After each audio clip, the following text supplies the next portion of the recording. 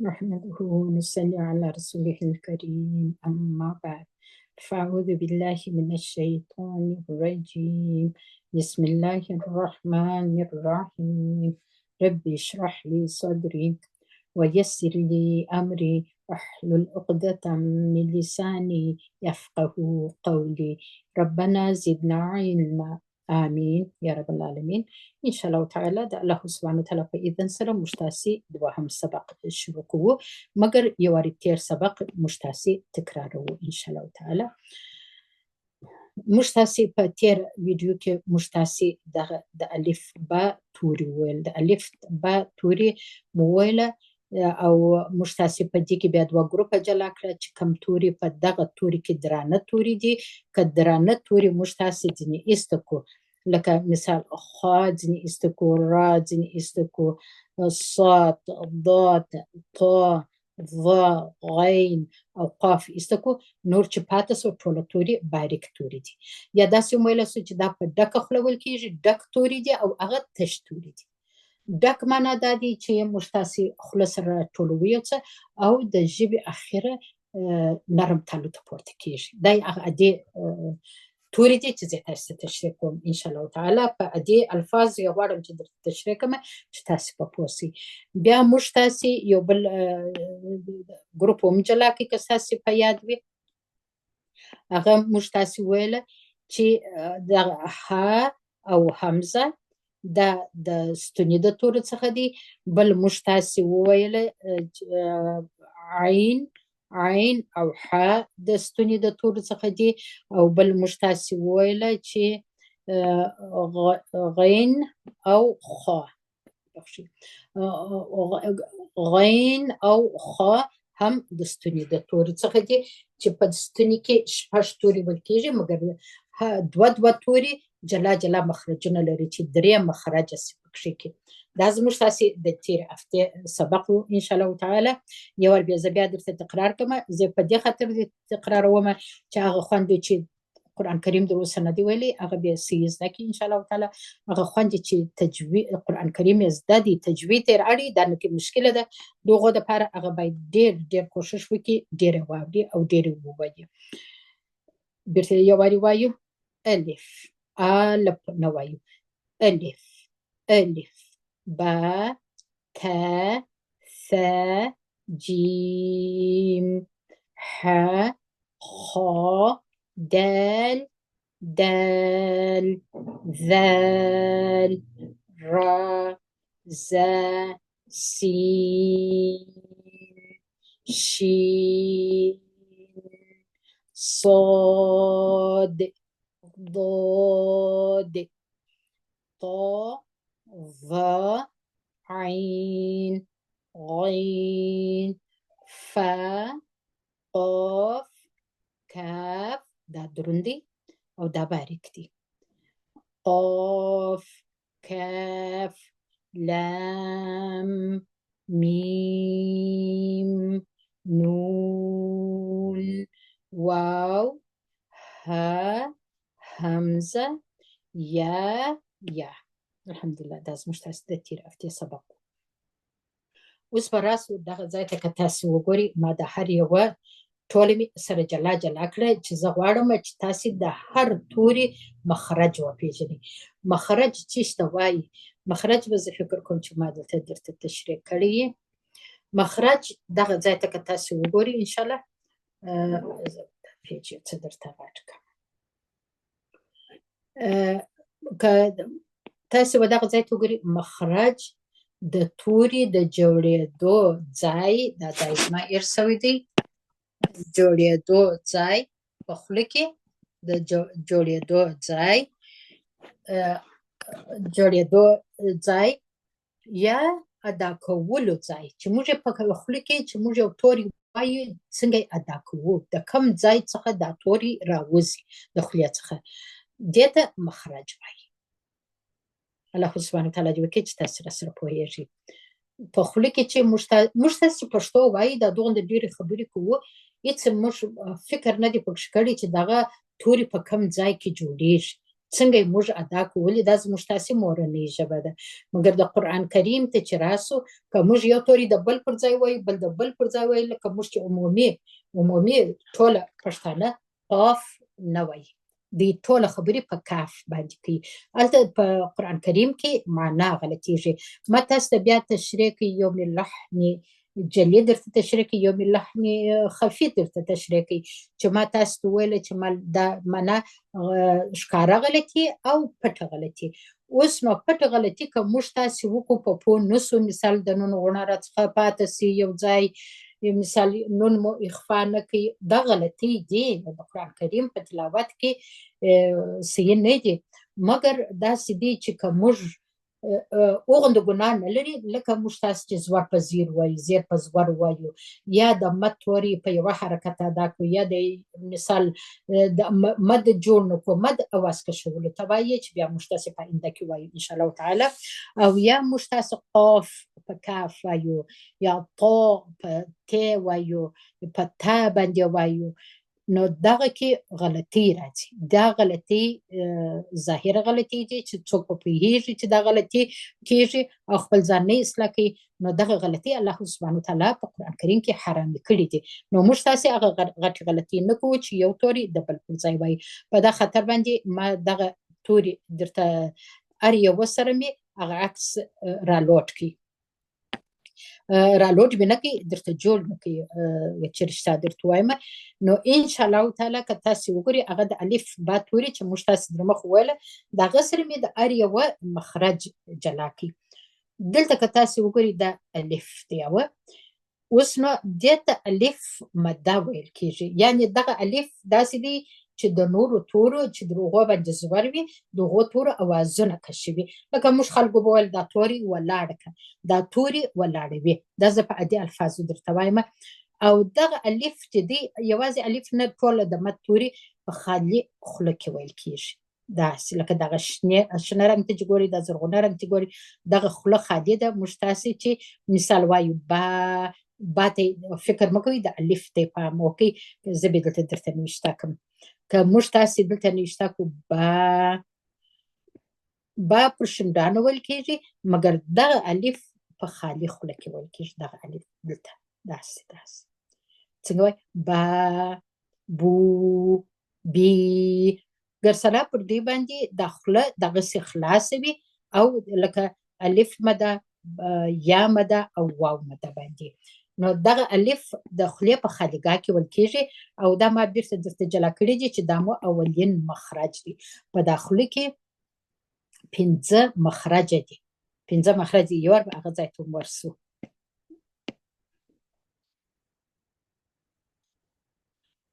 دلته ما درته جلا کړي دي اوس په دغه ځای کې که تاسې ورته وګورئ دلته وګورئ دغه الف چې دی دغه خالیګاه وینئ دا ګرده که موږ وایو با تا سا جا ح دغه الف په دغه خالیګاه کې ویل کېږي دا په خالیګاه کې ویل کېږي دا مو اول مخرج دی چې د خولې خالي حصه کې الف ویل کېږي موږ تاسې ویلې چې په خوله کې که ستاسې پیدېږي 5 مخرج دي اوس نو په دغه ځای کې چې الف ویل کېږي دا یو مخرج دا د ما نومره ورکړې ده دوهم مخرج مو ژبه ده پر ژبه باندې تقریبا ما دلته حساب ورته کړی و 18 توري ادا کېږي 18 توري راسي په ګډۍ سره حساب کړو انشاءالله تعالی انشاءالله تعالی د خولې خالیګاه خو مو دا د وپېژندله چې فقط یوازې الف یا د مد توري پکښې ادا کېږي دوهم مخرج چې زموږ تاسې دی دا په ژبه باندې دی اوس نو دغه که تاسې ووینئ دا زموږ تاسې ژبه ده دا زموږ تاسې ژبه ده په ژبه باندې دلته مې په پښتو درته دا ګرد عکسونه ما تاسې ته انلاین څخه راټول کړي دي نو دغه زموږ تاسې ژبه ده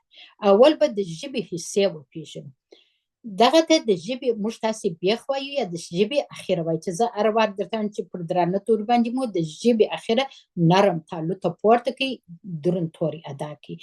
دا د ژبې بیخ یا د ژبې اخره د ژبې منځ دغه ځای دی دغه نو موږ تاسې ټوله پېژنو بل د ژبې بغل دی دلته ضاد ادا کېږي په دغه ځای کې که تاسو ورته وګورئ دغه زرغونه رنګ چې کړی دی دلته دغه یو توری دا د ضاد مخرج دی دغه ژبه پورته کیږي د زامې غاښو د زامې غاښو ته پورته کیږي اکثره خلک یې په یوه طرف کې وایي اکثره خلک دواړه طرفونه پورته کوي د زامې غاښو ته د ژبه راکړوپه کې دغه دوه پورته کې دلته ضاد ادا کړي نو دې ته څه شی وایي دې ته د ژبې اړخ وایي په عربي خپل نومان لري مګر عربي ما نه درته کښله په دې خاطر باندې زه نه غواړم چې ستاسو فکر وړیا ولاړ شي او تجوید درڅخه پاتې شي ولې عربي نومان زده کول هم نه کوي مشکل دی موږ تاسې بیا په کلاس کې په ګروپ کې ان شاء الله تعالی په قرار وایو ورې بیا زده کوو دریم ترازو د ژبې بغل دی چې ما تاسو چې دلته ضاد ویل کېږي دغه زرغونه ځای ته چې وګوري د ژبې سر اوس نو دغه ژړ ځای چې کښلی دی دغه لیکه چې کش کړې ده دغه د ژبې منځ زموږ ویل د ژبې منځ کې دغه جیم شین یا ادا کېږي د ژبې په بیخ کې یا د ژبې په اخر کې قاف او کاف دغه دوه توري الته ادا کېږي د ژبې منځ کې جیم شین یا ادا کېږي او د ژبې په بغل کې ما تاسو ویل دغه زرغون ځای چې وینئ د ضاد ادا کېږي د ژبې په سر باندې تاسو ورته پام بیخي ډېر توري دي نون دی را ده طا ده دال دی تا ده ظا ده ذال دی فا ده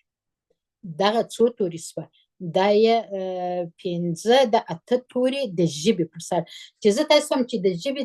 دوه غاښه یا څلور غاښه مو د ژبې پر سر کېږدئ دغه ځای در یادوم دغه ځای اوس نو یو د ژبې څوکه ده څوکه که تاسې سین زا او صاد ته وګورئ دغه بیا د ژبې پر څوکه ادا کېږي دا زموږ دغه نه دی دغه ځای دغه د ژبې څوکه ده او لام بیا په دغه ځای کې ادا کېږي ضاد په دغه ځای کې ادا کېږي لام په دغه ځای کې ادا کېږي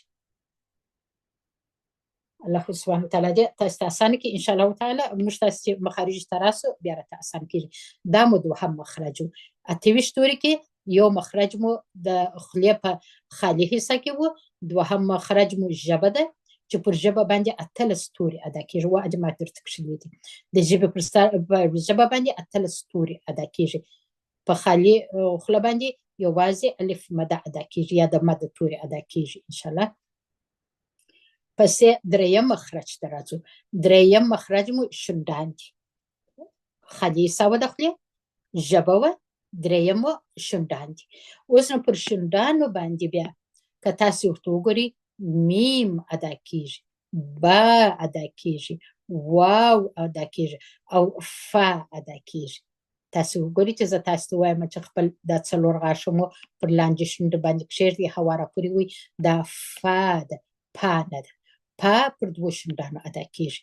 فا ده د عربي فا ده او واو ته موږ تاسې شونډان داسې ګول کوو با چې د شونډانو په لنده حصه کې ادا کېږي میم د شونډانو پر وچه حصه ادا کېږي دا مو دریم مخرج شونډان سوه اته ویشت توري دي د خولې خالیګاه وه بل مو د ژبه وه چې اتلس توري پر ادا کېدله دغه څلور توري مو پر شونډانو ادا کېږي پسې رابسو څلورم مخرج ده څلورم مخرج مو ستوني کې شپږ توري ادا کېږي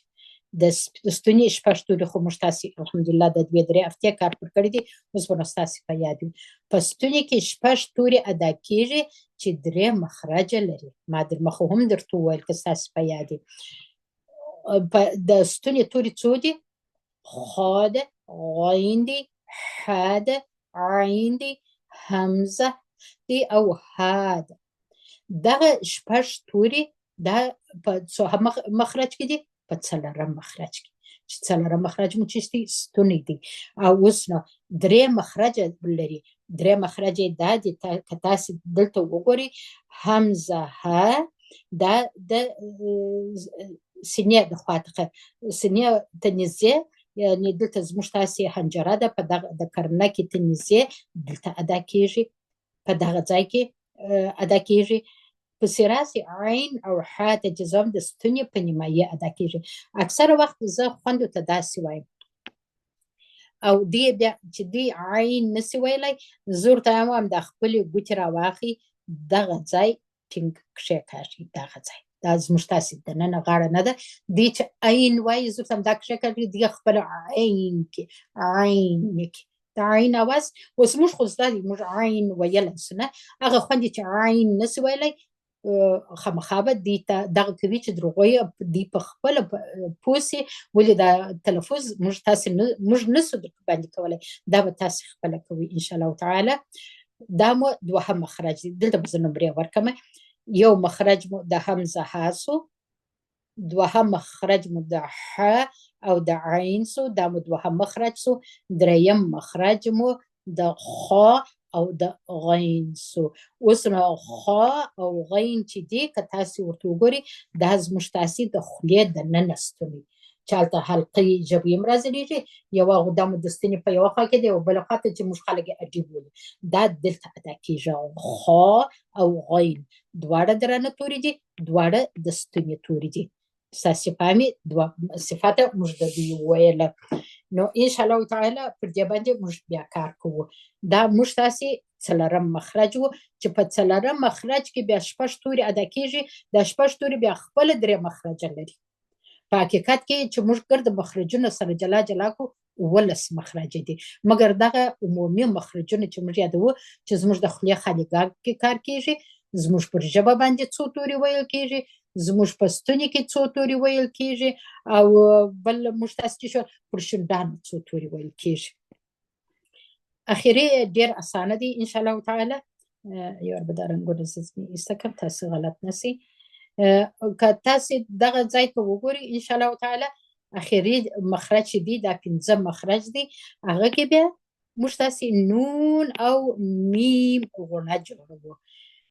دا د نون غونه ژبه د تالو سره دلته وموږدي خپل مخرج ته راسي اواز یې په پزه کې جوړ سي که موږ د میم باندې غونه کوو دغه شونډان موږ تاسې ویلې چې د شونډانو میم د شونډانو پر وچې ایښودل کېږي شونډان سره موږ دلته وګورئ دلته دا ژبې ته وګورئ د تالو سره موښتی دی د ژبې سر او دلته میم دواړه شونډان سره موږ غونه یې په پزه کې راتېرېږي که چیرې موږ تاسې داسې وکړو تاسې دروسه نه دي ویلي خوند چې نه دي ویلي هغو ته انشاءالله تعالی یو څه موږ تاسې موقع ورکوو بیا چې دغه ځای ته موږ ودرېږو که چیرې زه دغه نون ته شد ورکم او زور ورکم او دلته حمزه ته زور ورکم دا توري موږ داسې ادا کوو ان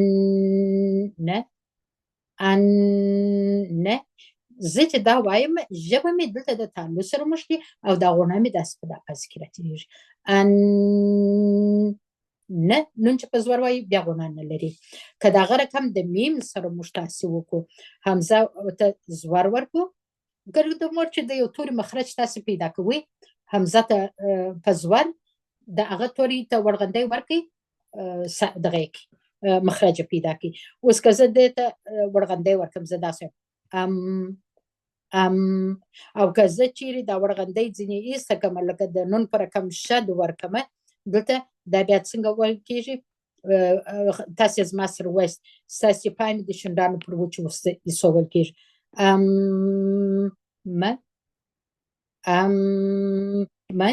دا زموږ تاسې 5 مخرج شو زموږ تاسې 28 توري په 5 مخرجو کې وایي هغه چې بیا موږ وایو چې د تا مخرج چیرې دی د تا د چیرې دی مثال د جیم و د شین د چیرې دی هغه بیا بل سبق دی اوس فقط او فقط 28 توري دي 5 مخرج دي 5 مخرج ما تاسې تشریح کړه زه بیرته درته رااړوم اول مخرج مو د خولې خالي حصه ده دوهم مخرج مو ژبه ده دریم مخرج مو شونډان دي چې 4 توري پر ادا کېږي او څلورم مخرج مو د ستوني دی چې په دې کې 6 توري ادا کېږي او هر په دا 6 توري کې هم بیا په خپله په دې کې بیا 3 مخرج دي نه او بل دا دی چې نون او د میم غونه ده چې دې ته الخیشوم ویل کېږي یا خیشوم ویل کېږي چې موږ تاسې په پزه کې اواز جوړوو سیدې انشاءالله الله سبحانه وتعالى دې د تاسو ته اسانه کړي. تاسو مجبوره نه یاست چې د عربي لغت زده کړئ. دلته به وایي چې دلته موږ په فازي کې د نون غونه او د میم غونه کېږي. دا مو 5 مخرج دی. دا زموږ تاسې سبق و ان شاء الله تعالی. زه امید لرم چې دا تاسې په یاد کړئ. زه به کوشش وکړم چې د عکسونه هم تاسو د ګروپ ته در واستوم. 28 توري دي، الف با کې 28 توري دي او د 15 مخرج موږ لرو. نه مخرج چې څه وایي؟ د توري جوړېدل یا د توري ادا کېدل په خوله کې. اوس نه په خوله کې د خولې خالقه ده، ژبه ده، ژبه زموږ په خوله کې داخله ده نه. او بل چې دي شونډان دي، ستوني دي او د غوڼه ده، په پزه کې غوڼه ده. دغه 15 مخرج دي. دا زموږ تاسې د نن ورځې سبق و. الله سبحانه وتعالی دې تاسو ته اسانه کړي. سبحان ربک رب العزة عما یصفون وسلام علی المرسلین والحمد لله رب العالمین. آمین یا رب العالمین.